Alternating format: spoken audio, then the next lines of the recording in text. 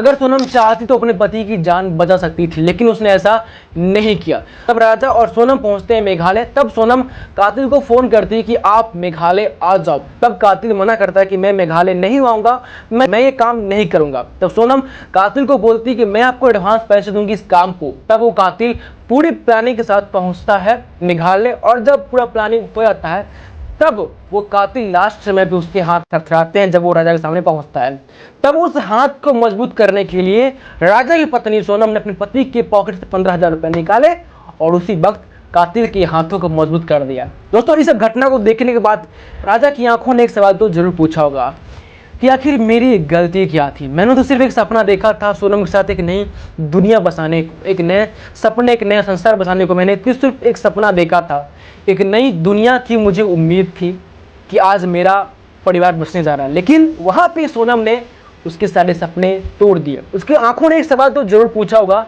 कि सोनम आखिर मुझसे क्या गलती हो गई कि मुझे तुम इस तरह की सजा दे रही हो, मुझे अपने माँ से, अपने भाई से, अपने पिता से, अपनी बहन से मुझे क्यों दूर कर रही हो। अगर तुम्हें मेरे साथ रहना ही नहीं था तो मुझे तुम बोल देती, मैं तुम्हें हंसते हंसते तुम्हें मैं अपने ज़िंदगी से दूर कर देता, मैं तुम्हें कभी भी पूछता भी नहीं। लेकिन आज जो तुम मेरे साथ कर रही हो वो गलत कर रही हो। लेकिन ये सवाल तो अब राजा की आंखों में ही रह गया, क्योंकि सोनम ने कुछ ऐसा कर दिया कि आज ना राजा है ना उसके उम्मीदें।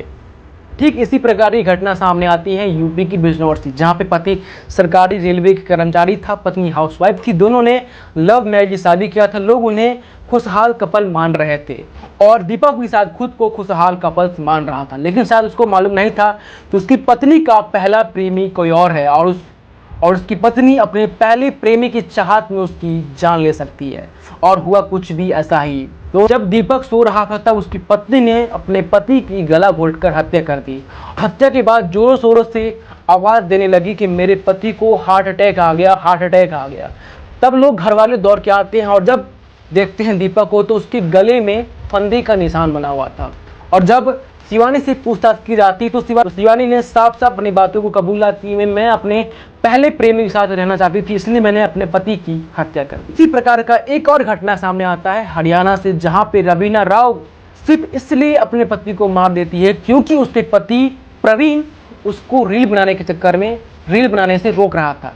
और उसकी पत्नी रवीना राव का जो दिल था वो यूट्यूबर सुरेश से लग चुका था और इसीलिए उसने अपने पति को अपने घर से 6 किलोमीटर दूर जाकर के उसको मौत के घाट उतार दिया।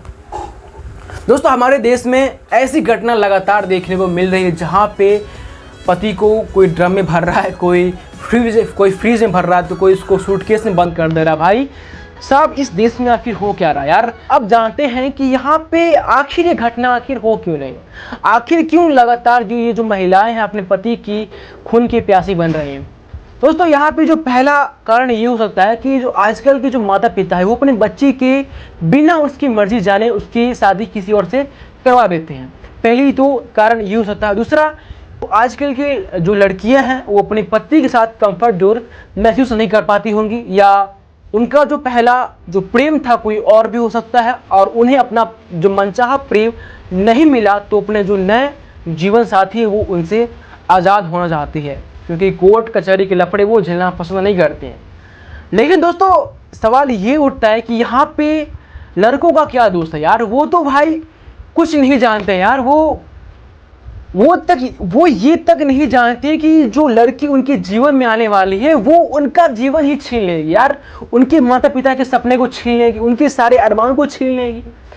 तो भाई साहब, आज कल के जो महिलाएं हैं, आजकल के जो रिलेशनशिप बन रहे हैं, तो उससे अच्छा तो भाई हम लोगों के जनरेशन के जो माता पिता ना वही ठीक है यार।